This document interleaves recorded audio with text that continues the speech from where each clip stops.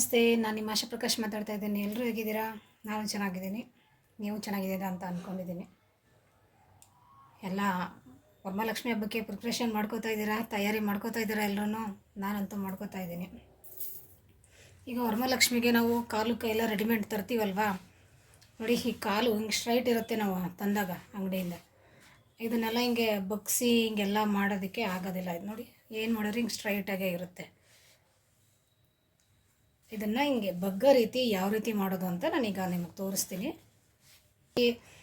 ಈಗ ನಾವು ಯಾವ ರೀತಿ ಬೆಂಡ್ ಮಾಡ್ಕೋಬೇಕು, ಆ ರೀತಿ ಎಲ್ಲ ಕಷ್ಟಪಡ್ದೇನೆ ಯಾವ ರೀತಿ ಮಾಡ್ಕೊಳ್ಳೋದು ಅಂತ ನಿಮಗೆ ಈಸಿಯಾಗಿ ತೋರಿಸ್ತೀನಿ ನೋಡಿ. ಅದಕ್ಕೆ ಈ ರೀತಿ ಒಂದು ಕಬ್ಬಣ ಬೇಕು. ಇದು ನೋಡಿ, ಈ ಥರ ಹಿಂಗೆ ಹಿಂಗೆ ಎಕ್ಸ್ಪೆಂಡಬಲ್ ಥರ ಆಗಬೇಕು. ಹಿಂಗೆ ಮಡಚ್ತೀವಿ, ಯಾವ ಕಡೆ ಮಡಚ್ತೀವಿ ಆ ರೀತಿ ಆಗೋ ರೀತಿ ಒಂದು ಈ ಬಟ್ಟೆ ಎಲ್ಲ ಒಣಗೋದಕ್ಕೆ ಕಬ್ಬಣ ಕಟ್ತೀವಲ್ಲ ನೋಡಿ, ಅದು ಆಗುತ್ತೆ ಅದು. ಓಕೆನಾ? ಆ ರೀತಿದು ಇದೊಂದು ತಗೊಂಡ್ರೆ ಆಮೇಲೆ ಇದನ್ನು ಯಾವ ರೀತಿ ಮಾಡೋದು ಅಂತ ಈಗ ನಿಮಗೆ ತೋರಿಸ್ತೀನಿ ನಾನು. ಈಗ ಯಾವ ಅಳತೆ ಬೇಕೋ ಅದನ್ನು ಕಟ್ ಮಾಡ್ಕೋಬೇಕು. ಇಷ್ಟು ಕಟ್ ಮಾಡ್ಕೊಬಿಡ್ತೀನಿ. ಇದು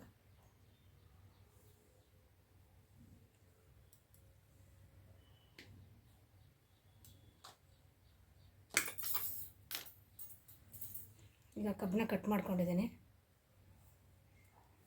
ಏನು ಮಾಡಬೇಕಪ್ಪ ಅಂದರೆ ಕಬ್ಬಣನ ಈ ಕಾಲು ಇರುತ್ತಲ್ವ, ಈಗ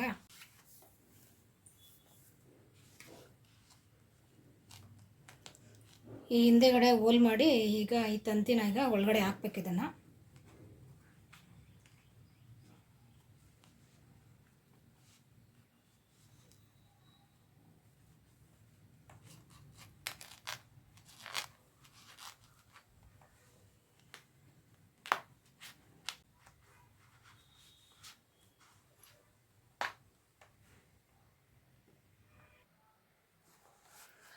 ಈಗ ನೋಡಿ, ಕಾಲು ಹಿಂಭಾಗ ಈ ತಂತಿ ಹಾಕಿದ್ದೀನಿ.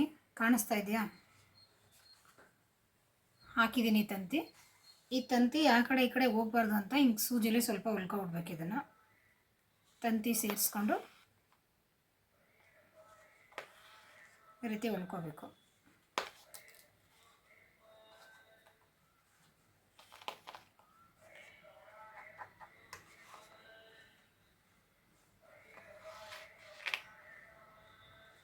ಆವಾಗ ಈ ತಂತಿ ಆ ಕಡೆ ಈ ಕಡೆ ಎಲ್ಲೂ ಹೋಗಲ್ಲ, ಇಲ್ಲೇ ಇರುತ್ತೆ.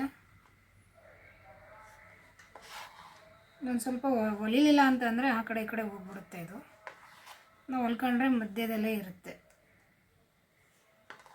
ನೋಡಿ. ಹೊಲಿತಾ ಇದ್ದೀನಲ್ಲ, ಈ ರೀತಿ ಆ ತಂತಿನೂ ಸೇರಿಸ್ಕೊಂಡು ಹಿಂಗೆ ಹೊಲ್ಕೋಬೇಕು.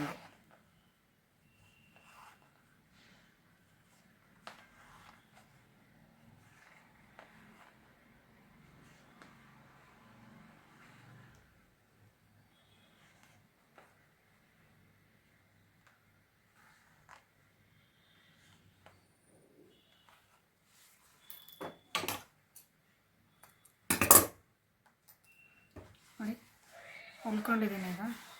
ನೋಡಿ, ಈಗ ತಂತಿ ಸೇರಿಸ್ಕೊಂಡು ಹಿಂದೆ ಹೊಲ್ದಿದ್ದೀನಿ. ಎಕ್ಸ್ಟ್ರಾ ತಂತಿ ಸ್ವಲ್ಪ ಹಿಂಗೆ ಬಗ್ಸಿ ಈ ರೀತಿ ಇಟ್ಕೊಂಡಿದ್ದೀನಿ, ದಾರಾಗಿರ ಕಟ್ಟೋಕ್ಕಾಗತ್ತೆ ಅಂತ.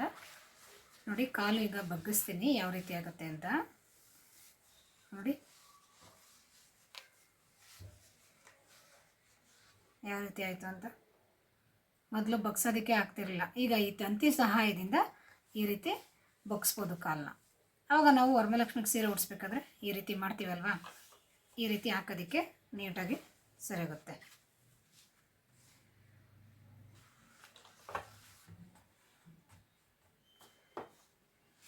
ನೋಡಿ, ಈ ಕಾಲಿಗೂ ತಂತಿ ಹಾಕಿದ್ದೀನಿ. ಇದನ್ನು ಸ್ವಲ್ಪ ನಮಗೆ ಎಕ್ಸ್ಟ್ರಾ ತಂತಿ ಏನಿದೆ ಅದನ್ನು ಹಿಂಗೆ ಬಗ್ಸ್ಕೊಬಿಟ್ಟು ಈಗ ಇದನ್ನು ಸ್ವಲ್ಪ ಸೂಜಿಲಿ ಹೊಲ್ದು ಬಿಡ್ಬೇಕು. ಇದನ್ನು ಹೊಲ್ಕೋತೀನಿ. ಈಗ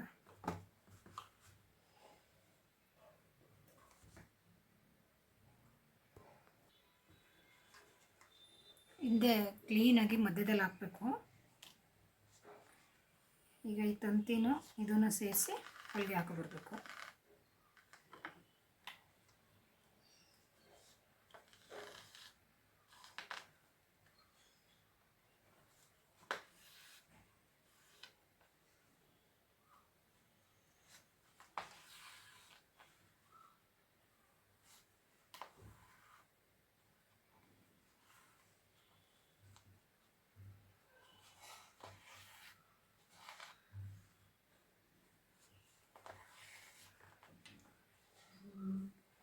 ಈ ರೀತಿ ಹೊಲಿಗೆ ಹಾಕಿದ್ರೆ ನಮ್ಗೆ ಆ ಕಡೆ ಈ ಕಡೆ ಈ ತಂತಿ ಎಲ್ಲೂ ಹೋಗೋದಿಲ್ಲ, ಮಧ್ಯದಲ್ಲೇ ಸಿಗುತ್ತೆ ಅಂತ.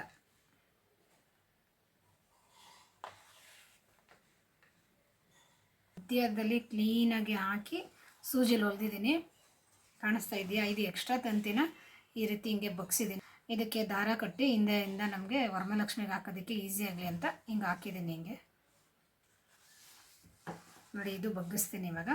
ಮೊದಲು ಯಾವ ರೀತಿ ಬಗ್ಸೋದಕ್ಕೆ ಆಗ್ತಾ ಇರಲಿಲ್ಲ ಸ್ಟ್ರೈಟಾಗಿದ್ದಾಗ, ಈಗ ಇದನ್ನು ನೋಡಿ ಬಗ್ಗಿಸ್ತೀನಿ. ಎಷ್ಟು ನೀಟಾಗಿ ಬಗ್ಗುತ್ತೆ ಅಂತ. ನಮ್ಗೆ ಯಾವ ಅಳತೆಗೆ ಬೇಕೋ ಆ ಅಳತೆಗೆ ಬಗ್ಗಿಸ್ಬೇಕು. ನೋಡಿ ಎಷ್ಟು ನೀಟಾಗಿ ಬಗ್ತು ಅಂತ. ಈಗ 2 ಕಾಲು ಮಾಡ್ಕೊಂಡಿದ್ದೀನಿ ಈ ರೀತಿ. ನೋಡಿ ಎಷ್ಟು ನೀಟಾಗಿ ಕಾಣಿಸ್ತಾ ಇದೆ.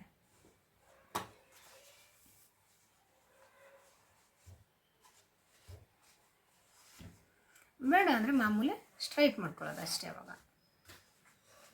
ನೀಟಾಗಿ ನೋಡಿ ಸ್ಟ್ರೈಟ್ ಮಾಡ್ಕೋಬೋದು, ಮತ್ತು ನೀಟಾಗಿ ಯಾವ ರೀತಿ ಬೇಕು ಅಷ್ಟು ಫೋಲ್ಡ್ ಮಾಡ್ಕೋಬೋದು ಈ ರೀತಿ.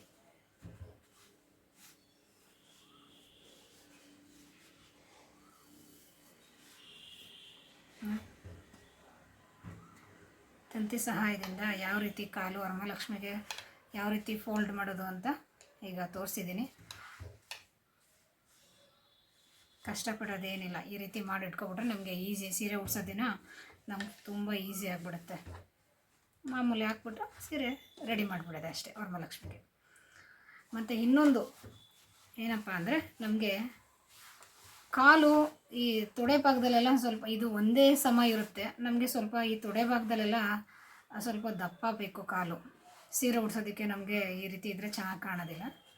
ಇದಕ್ಕೊಂದು ಸ್ವಲ್ಪ ರೆಡಿ ಮಾಡ್ತೀನಿ ಈಗ ಕಾಲಿಗೆ. ನೋಡಿ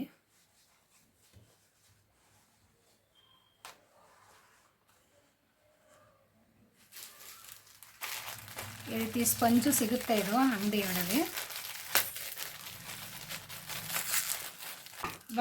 ಇದೆಲ್ಲ ಅಂದರೆ ಬಟ್ಟೆಲ್ಲೂ ಹಾಕ್ಬೋದು, ಈ ಬ್ಲೌಸ್ ಪೀಸೆಲ್ಲ ಇರುತ್ತಲ್ಲ ಅದರಲ್ಲೂ ಹಾಕ್ಬೋದು. ನಾನು ಇದನ್ನು ಯಾಕಪ್ಪ ಹಾಕ್ತಾಯಿದ್ದೀನಿ ಅಂದರೆ, ನಾವು ಸೀರೆ ಉಡಿಸ್ಬೇಕಾದ್ರೆ ಈ ಪಿನ್ನೆಲ್ಲ ಮಾಡೋದಕ್ಕೆ ಈಸಿ ಆಗುತ್ತೆ ಈ ರೀತಿ ಹಾಕಿದ್ರೆ. ಅದಕ್ಕೆ ಈ ರೀತಿ ಹಾಕ್ತಾಯಿದ್ದೀನಿ ನಾನು.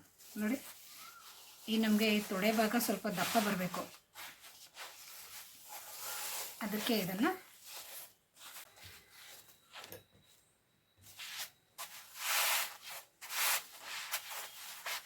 ಬಿಗಿಯಾಗಿ ಇಟ್ಬಿಟ್ಟು ಈ ರೀತಿ ನೀಟಾಗಿ ಫೋಲ್ಡ್ ಮಾಡಬೇಕು.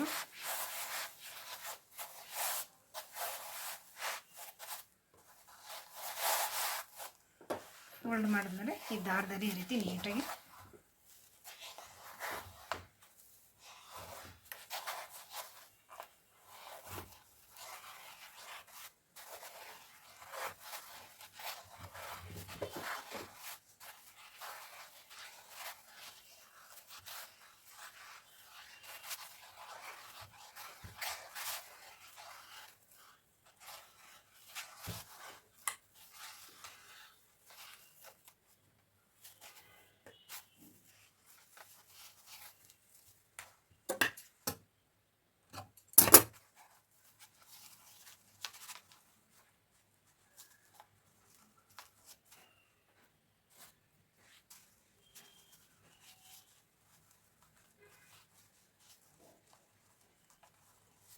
ನೋಡಿ.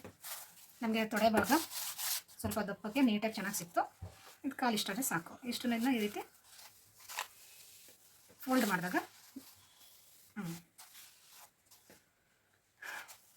ನೋಡಿ, ಈ ರೀತಿ ಫೋಲ್ಡ್ ಮಾಡಿದಾಗ ನಮಗೆ ಈ ಥರ ಕಾಲು ಸಿಗುತ್ತೆ. ನಮಗೆ ಸೀರೆ ಉಡಿಸ್ಬೇಕು ಅಂದಾಗ ನೀಟಾಗಿ ನಮ್ಗೆ ಚೆನ್ನಾಗೂ ಇಲ್ಲಿ ಸಿಗುತ್ತೆ. ತೊಡೆ ಭಾಗ ಎಲ್ಲ ದಪ್ಪ ಇರುತ್ತೆ, ನೀಟಾಗಿ ಚೆನ್ನಾಗಾಗುತ್ತೆ ಅವಾಗ. ಈಗ ಇನ್ನೊಂದು ಕಾಲ್ಗೂ ಇದೇ ರೀತಿ ಮಾಡ್ಕೊಳ್ಳೋಣ. ನೋಡಿ, ಈ ರೀತಿ ಇರುತ್ತೆ. ಈಗ ಈ ರೀತಿ ಮಾಡಿದ್ದೀನಿ ಇದನ್ನು.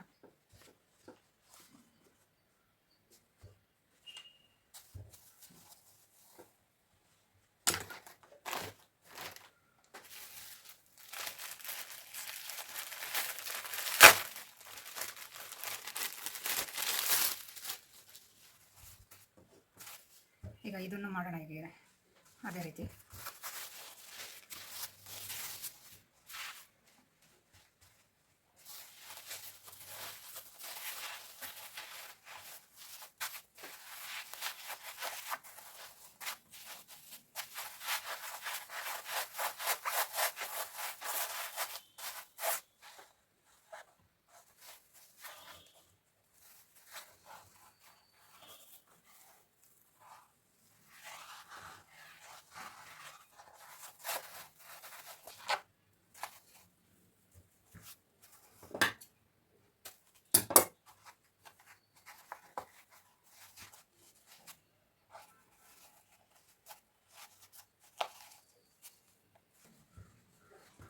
ಇದನ್ನು ಹೇಳ್ತೆ ಫೋಲ್ಡ್ ಮಾಡ್ಕೋಬೋದು. ನೋಡಿ, ಈಗ ಈ ಕಾಲು ರೆಡಿ ಆಯಿತು, ಈ ಕಾಲು ರೆಡಿ ಆಯಿತು. ವರಮಹಾಲಕ್ಷ್ಮಿಗೆ ಕಾಲುಗಳು ರೆಡಿ ಆದವು.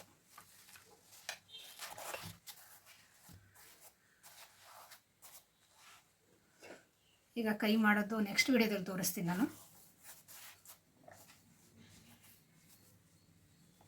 ನೋಡಿ, ಈ ರೀತಿ ಆರಾಮಾಗಿ ಈ ರೀತಿ ಇಡ್ಬೋದು. ಹಿಂಗೆ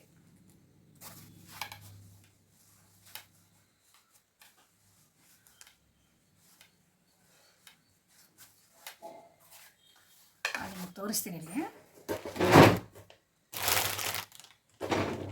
ನೋಡಿ, ಕಾಲು ಆರಾಮಾಗಿ ಇರುತ್ತೆ. ವರಮಹಾಲಕ್ಷ್ಮಿ ಇರುತ್ತೆ.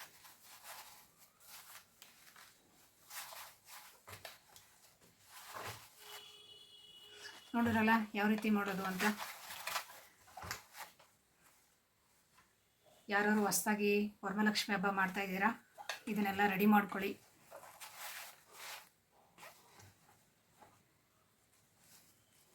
ಹೇಗಿದೆ ಒಂದು ಕಮೆಂಟ್ ಹಾಕಿ. ನಾನು ಈ ರೀತಿ ಮಾಡ್ಕೊಂಡಿದ್ದೀನಿ.